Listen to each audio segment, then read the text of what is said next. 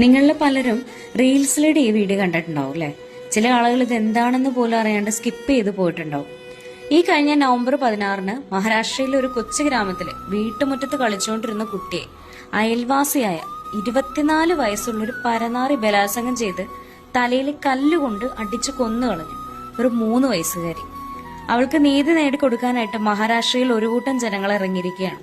ഇത് മഹാരാഷ്ട്രയിലല്ലേ എന്ന് നമ്മൾ ആരും കരുതി തള്ളിക്കളയേണ്ട ആവശ്യമില്ല. ഇതും നമ്മുടെ രാജ്യത്ത് തന്നെയാണ്. കോടതിയിൽ ആ കുഞ്ഞിന്റെ വസ്ത്രധാരണം വരെ വിഷയമായി വരുന്ന ഒരു നിയമവ്യവസ്ഥയിൽ നാം ഓരോരുത്തരും തല താഴ്ത്തിപ്പെടുകയാണ് ചെയ്യുന്നത്. ഇത്തരം സന്ദർഭങ്ങളിലാണ് ഇവിടെ ആളുകൾ നിയമം കയ്യിലെടുക്കുന്നത്. 24 വയസ്സുള്ള അവനെ പ്രേരിപ്പിക്കാൻ മാത്രം ആ കുഞ്ഞ് എന്ത് ചെയ്തു എന്നാണ് നിയമം നോക്കിക്കാണുന്നത്. ഇവിടെയുള്ള കൊമ്പൻ മാധ്യമങ്ങളിലൊന്നും ഈ വാർത്ത ആരും കണ്ടിട്ടില്ല.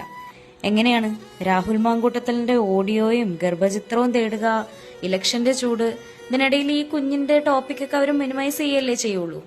എന്നാലല്ലേ അവർക്ക് റീച്ച് കിട്ടുള്ളൂ. ഈ ജർമ്മൻ റോഡുകള്, പിന്നെ പുറത്തുള്ള കൃഷിരീതി, ഇതൊക്കെ പഠിക്കാൻ പോകാനായിട്ട് ഇവിടെ ഒരുപാട് ആളുകളുണ്ട്.